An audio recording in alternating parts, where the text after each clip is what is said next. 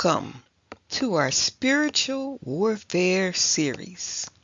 For this study, we are using the King James scriptures because most people have those scriptures.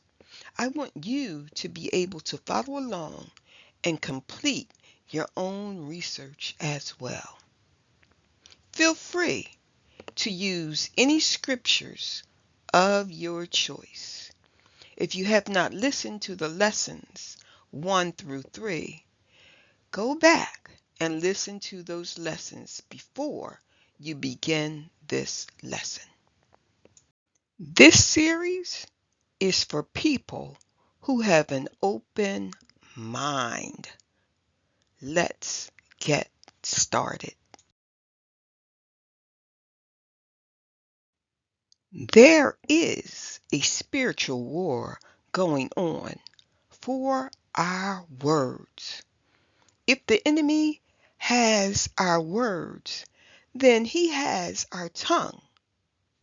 And life and death are in the power of the tongue. Then, if he has our tongue, he has us and can rule our lives. You see, we give the enemy an open door to enter through the words we speak and the traditions of men. Our focus for this lesson is on the traditions of men.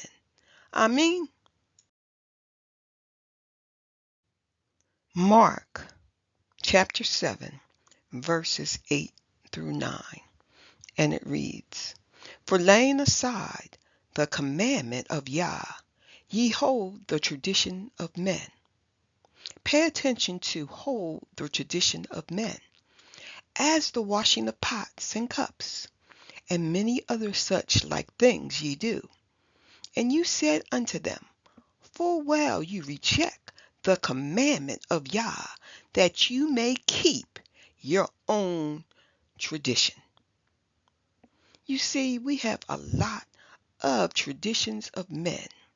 Traditions of men that we celebrate year after year, like Valentine's Day, Easter, Mother's Day, Father's Day.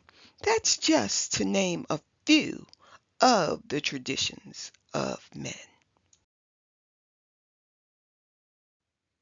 You see, the words that we speak are spirit, and they are full of life. So the words we speak will go out and accomplish what the foundation of that word was created to accomplish. For instance, I have heard people say to their children, "She is a diva." But the people who said those words did not realize that they were calling their own child a demon. We must be very careful to speak only the words that glorify Yah.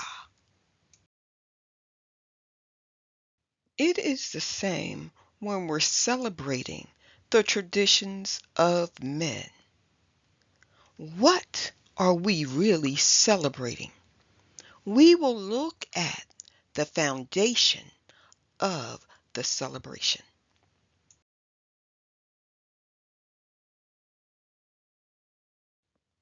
We have a lot of traditions of men that we celebrate, like Valentine's Day, Easter, Mother's Day, Father's Day.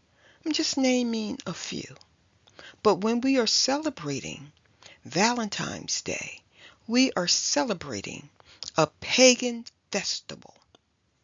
And Mark 7:13 says, "Making the word of Yah of non-effect through our traditions, which ye have delivered, and many such like things." So when we celebrate these days that have a pagan background or root or foundation, then we're making the word of Yah of non-effect.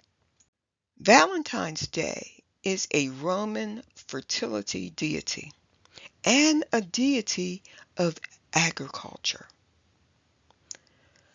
Valentine's Day was celebrated as love when the Pope in the 5th century declared February the 14th as Saint Valentine's Day, the day of love. If the foundation of a word is dirty, then the entire word is dirty. It's the same with celebrations. If the celebration is rooted in celebrating another deity or God, then the entire day is the celebration of that deity or God. And we should not be celebrating those days. We can honor our loved ones any day of the week and any week of any year, or we can celebrate them every single day. We don't need the world to tell us when to celebrate our loved ones. I have a question for everyone under the sound of my voice. Are we celebrating other gods when Exodus 20 verse 3 says that we should not have any other gods or deities before the Most High Yah? What are we really celebrating?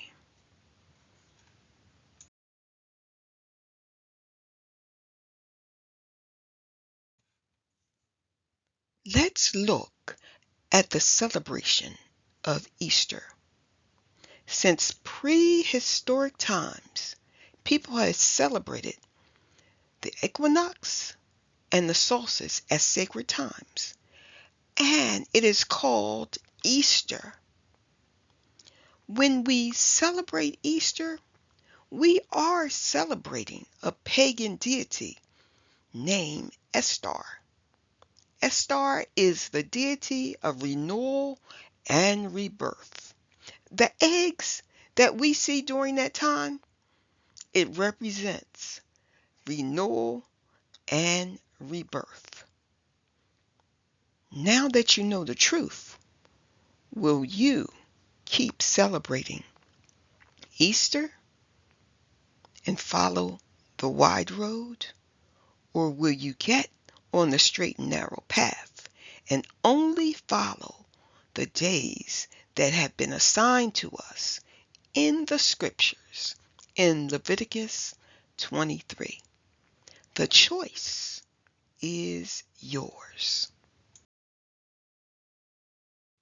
Mother's Day is another tradition of men.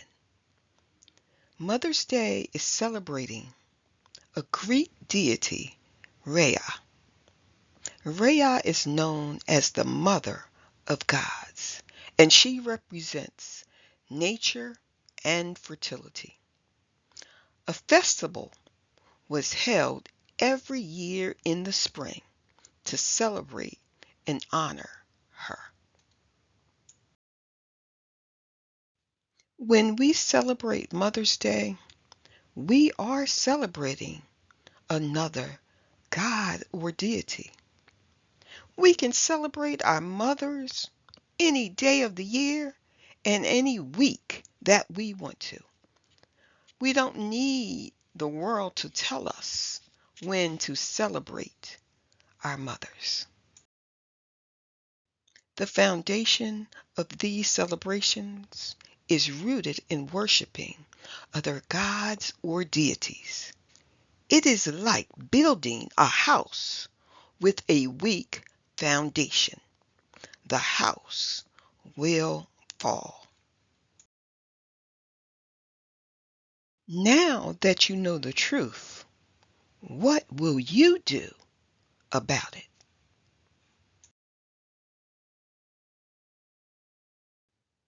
Father's Day, it's known as the Great Sky Father's Day.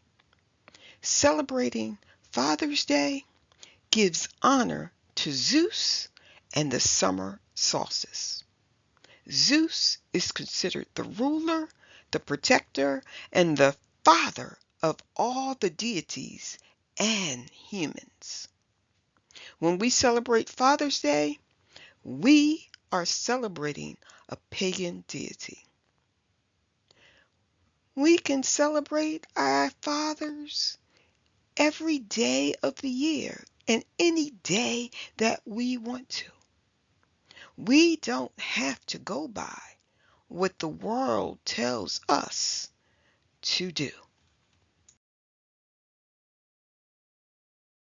Go over this series as many times as you need to.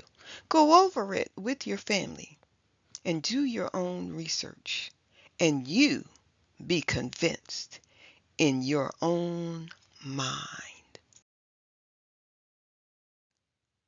We did not know that the foundation of these celebrations were rooted in celebrating another deity or God. So thank the Most High Yah for Acts 17 and 30. And it reads, "And the times of this ignorance, because we were ignorant, Yah winked at." He winked at what we were doing because he knew that we didn't know exactly what we were doing. But now we know the truth. And it goes on to say, "But now commandeth all men everywhere to repent." So it is our responsibility, once we have knowledge in something, to repent and to change what we are doing and follow Yah. Make sure you like, share, and subscribe.